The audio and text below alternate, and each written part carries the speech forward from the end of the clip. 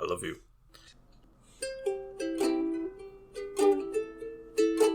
Take two. Welcome back. Couch potatoes. The Faceless Leone fucked up our first... I shouldn't say fucked at the beginning. Oh, God. That's right. Just open up the can of fucks. Here we are. That's what we give. Sorry, Disney. We're not paying us yet. Welcome back. We're almost out of the Disney's golden age, the very first age of Disney, swearing at the start of our children's movies. Yeah, whoops. And today we're talking Dumbo. We're Dumbo. Green and Faceless on the couch, and I'm the Green Traveler. And I am the little pachyderm that could, the Faceless Leone. Decided you're a pachyderm now? Yeah, just because of this movie. Yeah, this is a podcast about movies and TV. We also sometimes mention what's going on in the world, but that's not our focus. And we're talking about Dumbo. Our first try at this, we spent 5 minutes complaining about this movie. We did. And it was good. I'm trying to remember my hatreds right now. But we did kind of throw in there too that we both enjoyed watching this movie. Yeah, it is an enjoyable movie, but there is a lot of just padding. Mm-hmm. It's a movie that, it's a movie that saved Disney. It came out in 1941, just the beginning of World War II. We weren't involved quite yet. I say we, and I guess I don't know if I put a location on the podcast. We are U.S. based, if you couldn't tell by our accents. It came out in 1941. America's not involved in the war yet, but the European market for films is basically obliterated. Yeah. So that's where a lot of the money was, and Disney was struggling hard. And so Walt decided, while they're waiting for Bambi to be prepared, Walt made the decision to make this short movie that was about 30 minutes long, I assume, into an hour-long movie. Yeah. And it definitely feels like an hour-long movie with 30 minutes of padding. I think one thing that we did mention that is worth mentioning, and might be a spoiler, is that most of the movie, he does not fly. Yeah, no. He does not. And I remember from my childhood a lot of flying. It's the Pinocchio effect. Yeah. Pinocchio, we as a kids I always remembered his long fucking nose whenever he lied, and it plays like a 5-minute role in the movie. Right. And it's the same thing with Dumbo. I always remembered a flying elephant with massive ears. Right. Flapping like wings, and that's like 2 to 5 minutes of the movie. Right. Yeah. It is. I think it literally encapsulates just the song with the crows. Yeah. And which is only half the song with the crows, and then the circus scene. I think that's it. Yeah. And it's it's an important aspect of the movie. It's overcoming his physical what is considered by other elephants a handicap. Yeah. But it's not to Dumbo, and Dumbo overcomes it and uses it to, make a name for himself, to become, world famous flying elephant. Yeah, the only one. The only one. And it's an enjoyable movie, especially for kids. It's it's fun and lighthearted, but there's so much to.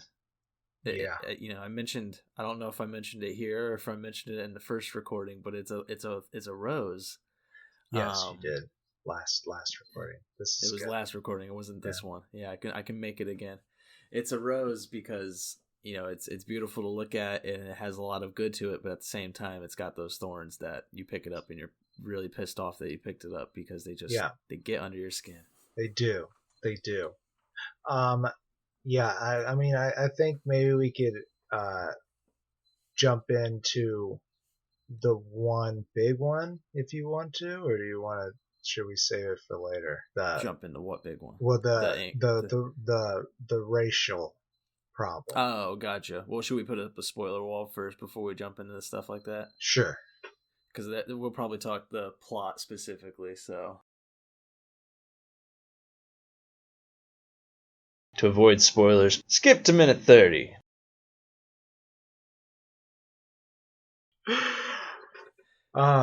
So yeah, So there's one of those plaques at the beginning of this, that Disney does for some of its older stuff. They recognize that some of their content is demeaning to other cultures, and but they say that instead of removing it, they're just gonna keep it in, because they're recognizing that it was wrong. they recognize it was wrong and it's history, and Right. to remove it now would, It'd be kind of like denying it. rather than that, it's better to learn and do better. But anyhow, this scene, since our wall is up there, is this song called "The Song of the Roustabouts." Perhaps you would like to describe it. I don't know. Well, We can together. I'll describe it by talking about its best part first. It opens up because Dumbo is part of a circus. He's an elephant that born into a circus life, and the circus is moving to the next location on a train, and it is the little train that is taking him there, and it's going up a steep hill. And I love it so much because it's going up the hill and it's puffing out its engine, going like, I think I can. It gets to the top of the hill and it goes over and it's going downhill and it's like, I thought I could. Yeah, that part is legitimately cute, but then immediately after, it's like immediately after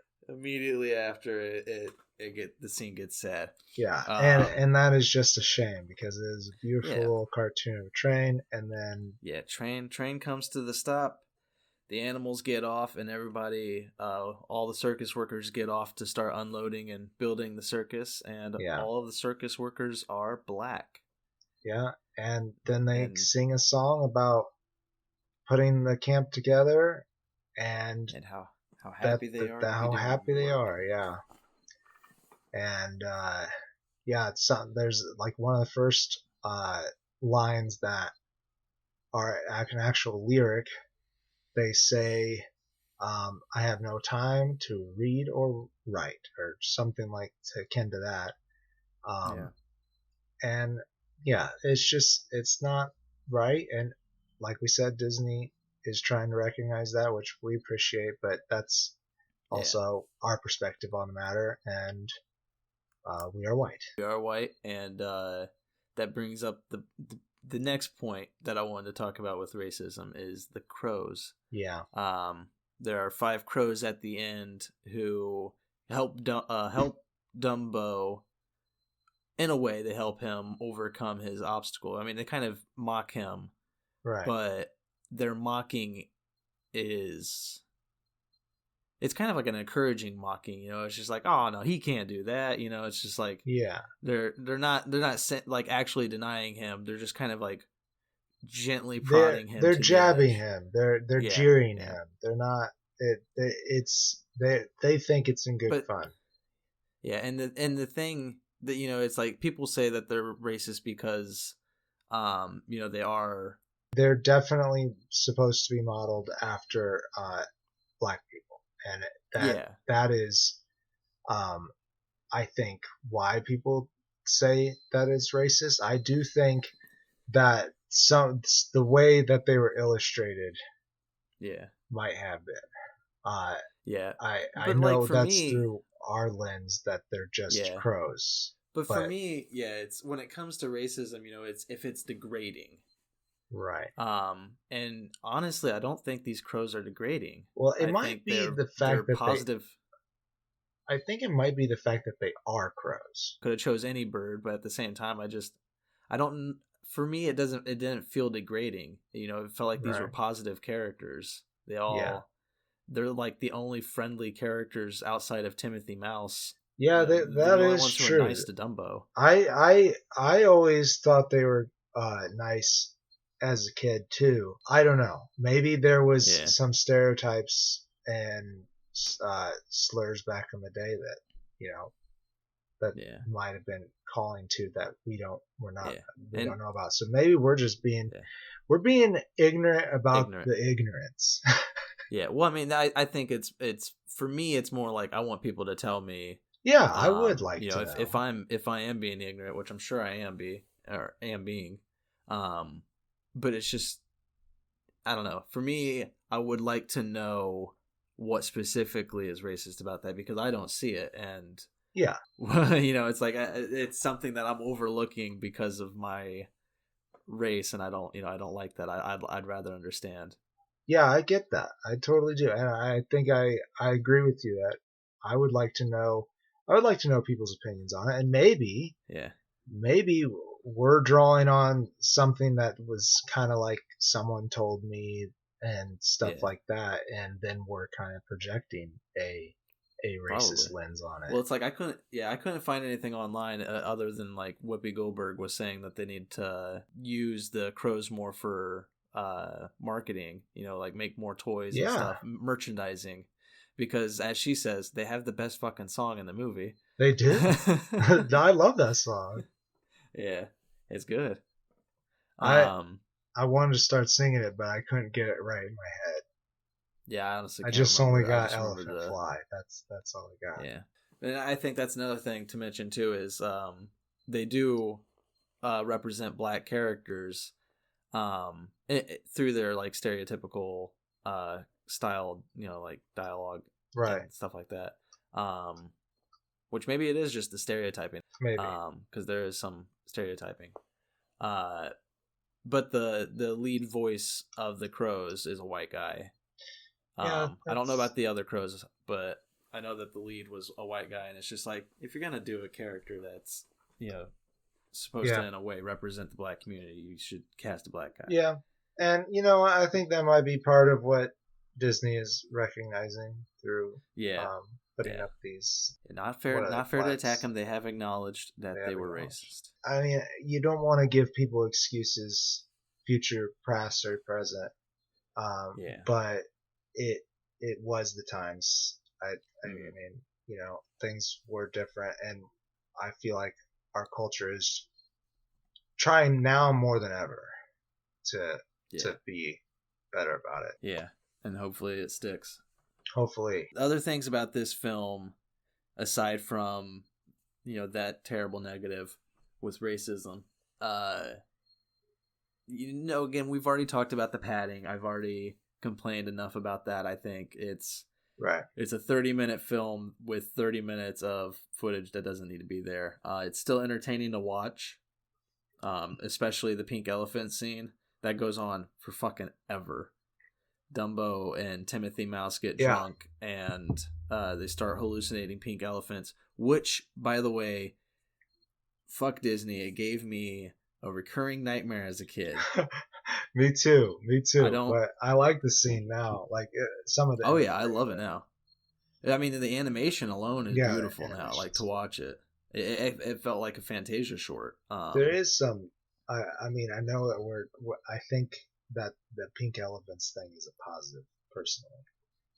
But there is some representation of Eastern cultures within it that we're kind of pushing it, I would say, because I mean, it is just an elephant, and nobody's voicing it, but it is like the belly. I think the belly dancing might have been pushing it.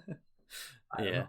There are belly dancers in Eastern cultures. I don't know. They gave the animators like free range on this one. Yeah, just just go for it. Show whatever it is. It's a crazy, horrifying scene. I mean, now it's still eerie to watch, but now it's kind of just enjoyable to watch as an adult. But as a kid, I think I watched it on Valentine's Day or something. I don't know why, but every Valentine's Day I would have a recurring nightmare of pink elephants walking into a room playing their trunks as musical instruments and then sitting on me. Oh my and it was god awful. The most terrifying nightmare I had as a kid. That is terrifying. It's so lame and everything, but at the same time, as a kid, it was frightening. And and it's because of this movie. So fuck you, Disney.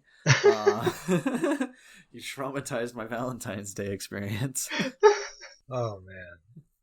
Yeah, it definitely gave me a nightmare or two, but then this is just kind of a story. I'm kind of going into story time. Can we have a happy tangent? Is that okay? Yeah, let's go into we should story pad time. this like they've had. Yeah, sure. Yeah. Okay. I mean, So, we already fucked up the beginning.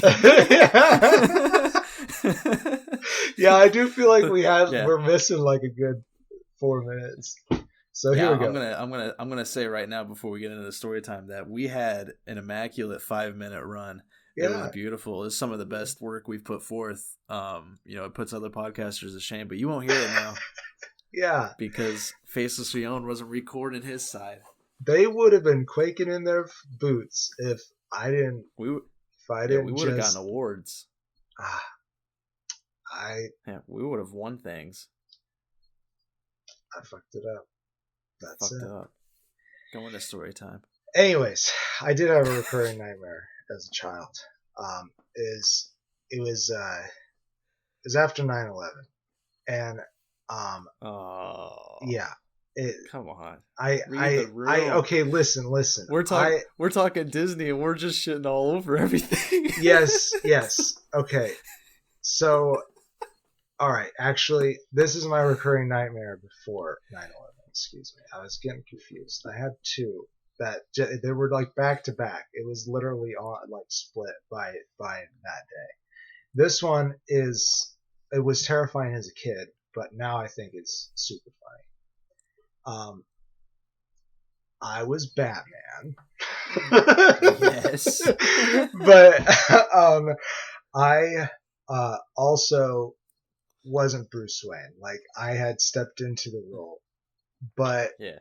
And is that how you announced yourself too? Like when criminals yes come upon you? It's like, yes, who's that? Exactly I am Batman. I am Batman. Probably. And anyhow, the Joker had Robin. It was also like some kind of scary spectral enemy that was new. Also, was chasing me down, and there was like this strange Joker zombie curse. And anyways, I knew that they had Robin, and I remember running down a pier and then tripping and skidding towards the end and then peering over, and then floats to the top Robin's face with Joker makeup and but also like with Joker zombie, and he starts coming after me, and that's when I typically wake up. Fuck. Yeah, that was it. That's terrifying. Yeah, that was just a complete tangent. It has nothing to do with Dumbo. I was expecting elephants to come into play or something. No, I'm sorry. No. Or maybe his head when it came up in the water would turn into like the elephant display, like when all four of those like elephants started, coming out the screen. That would have been cool. I would have been happy with that because then the dream I don't think it would have been. Yeah, it would have kept me asleep. Like I would have had a heart flutter thing going on, but it would have been like, oh, okay, that's nice. I don't know if it'd be nice if dead Robin grew 4 more heads and started coming at you like those elephants did. Well, the Technicolor, yeah, I guess I think the Technicolor would be nice. Yeah. Anyhow, we're still behind a spoiler wall, so I think we should. I guess we could unspoiler. No, we can keep going into it because there's some fun stuff too. Yeah, definitely. We're missing important characters like Timothy Mouse. We haven't talked. Let's talk Timothy Mouse a bit. Voiced by Edward Brophy. Bro Trophy. Edward Brophy. Who I guess typically did gangsters. This is like his only animation role, but I guess when he did live action he just played gangsters. But here he plays just this adorable mouse. Yeah. Who's not named at all except for when he signs his name at the end. That's true, because Dumbo does not speak. No, yeah, which is another fun. Just like, I don't know. I can't really think of any other voiceless main characters for Disney, but does Bambi speak? Talk?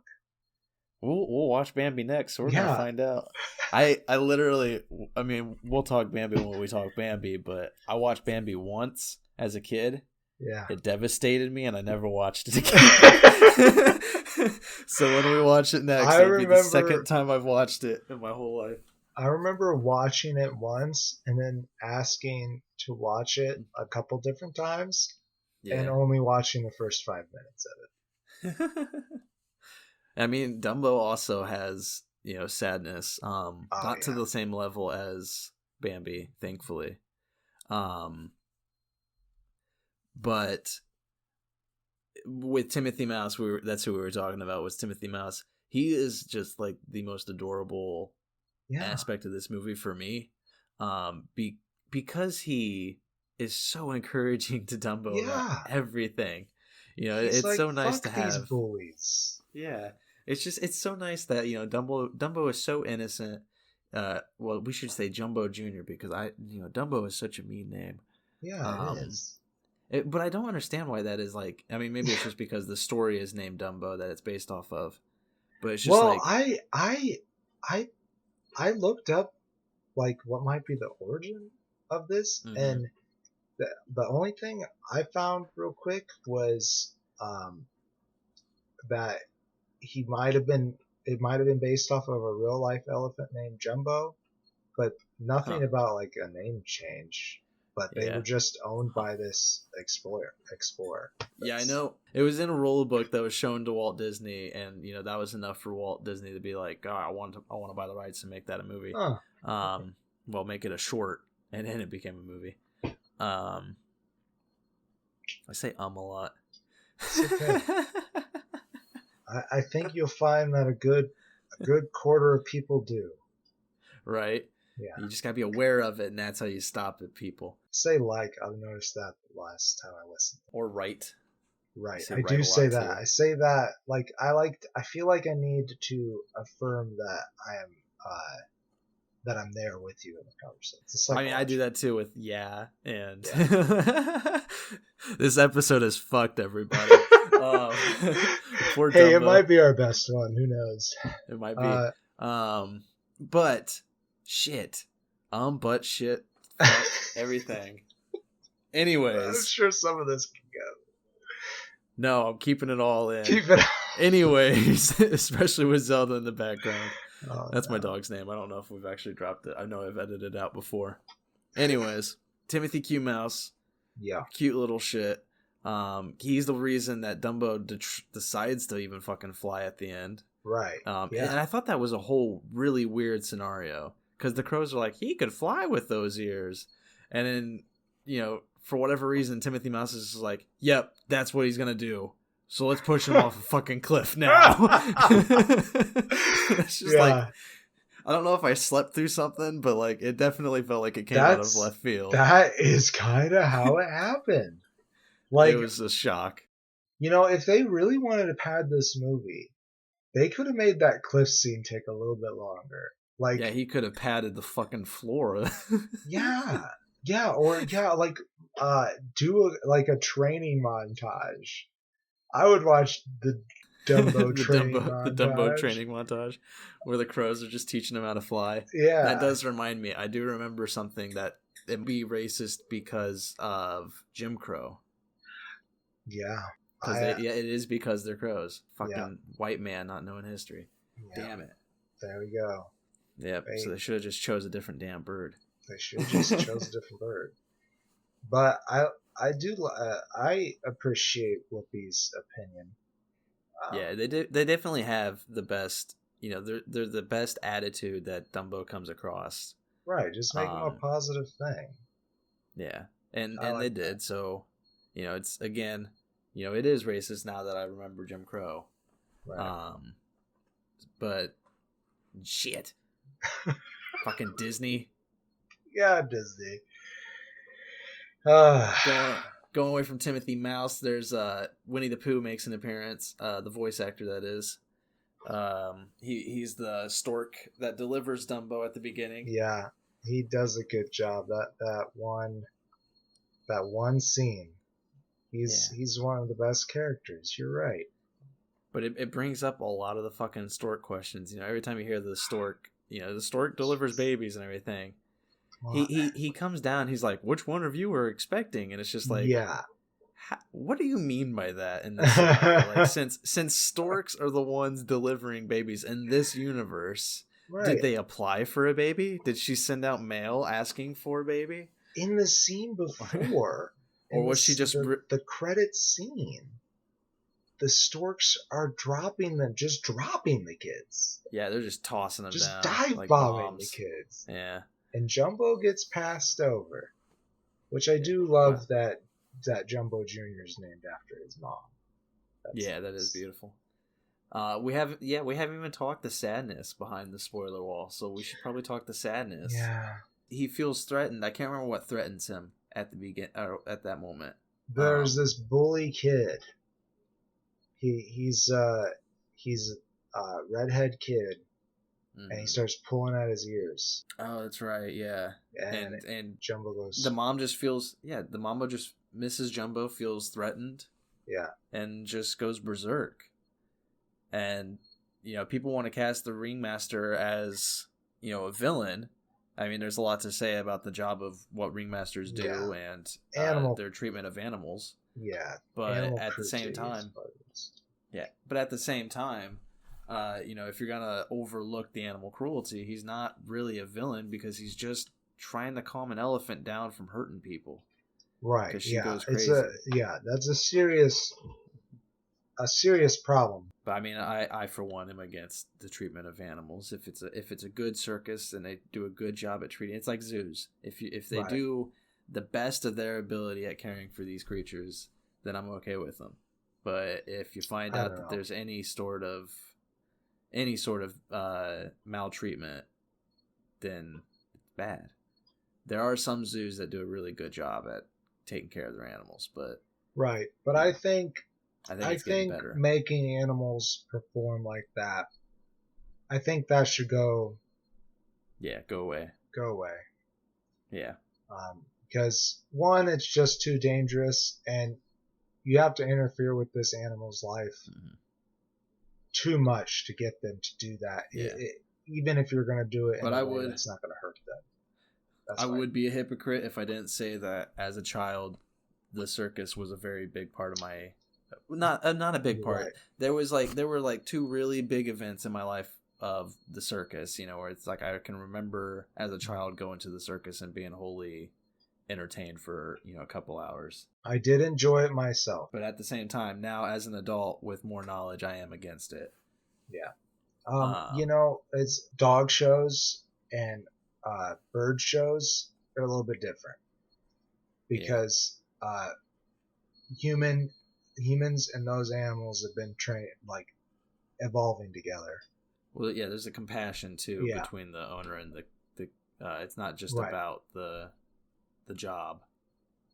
And there's not this element that I need to be safe with this dangerous animal. Yeah. And so, you know, the ringmaster and the circus workers, they basically just capture and put Mrs. Jumbo in a cage with a bunch of signs like dangerous elephant, you know, don't go near. And so Dumbo really no longer has a mom. Yeah. Dumbo's stuck with the mean elephants, the matriarch, and like all the elephants that make fun of him. You know, he doesn't have friends outside of his mom, and then Timothy Mouse comes along and becomes, you know, best friend you could possibly hope for. He's so encouraging, but also to the point where he's willing to push his friend off a fucking cliff. Based off of no evidence. No, yeah. It's like we're in a tree, that's it. Yeah, when that scene was happening, I was like, is this a joke? Like, I didn't realize that that's how he learned he could fly, was that, you know, Timothy Mouse was like, you're right. Those ears are big enough to fly. Quick, help me toss him off this branch.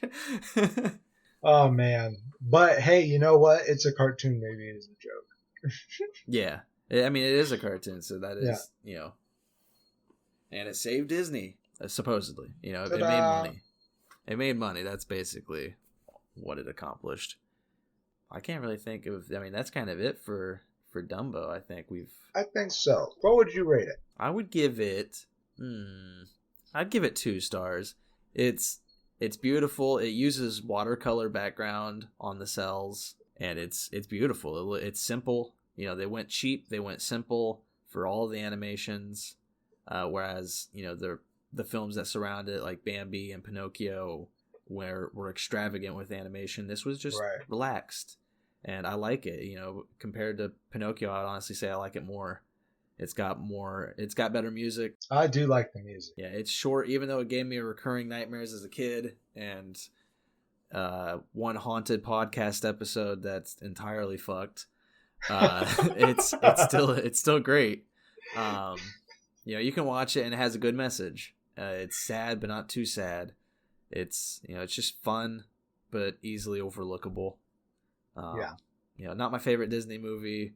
Kind of just in the middle. 2 stars. Yeah, I'll give you everything that you said. I'd give it half a face. It's definitely got. I think it's hiding the other half in the shadow. So, but I did enjoy watching it. I would have watched it again with, I don't know if kids wanted to watch it. I'd watch it. There's another thing that our audience can tell us. I don't know if when you watch it with the kids, if you should explain it up front or wait for them to ask about the racist stuff. Yeah, I don't know. I don't know.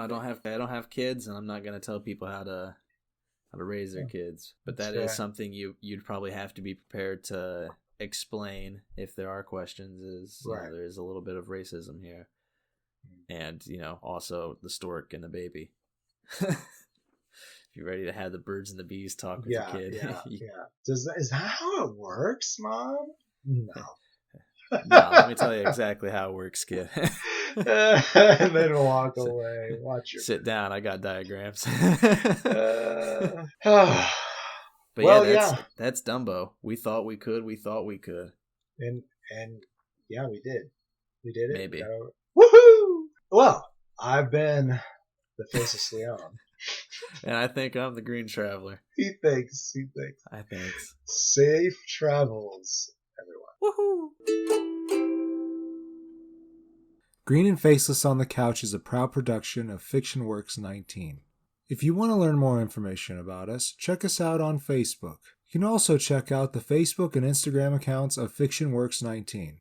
Don't forget to like, follow, comment, or subscribe wherever you catch the show. Thank you all very much for listening.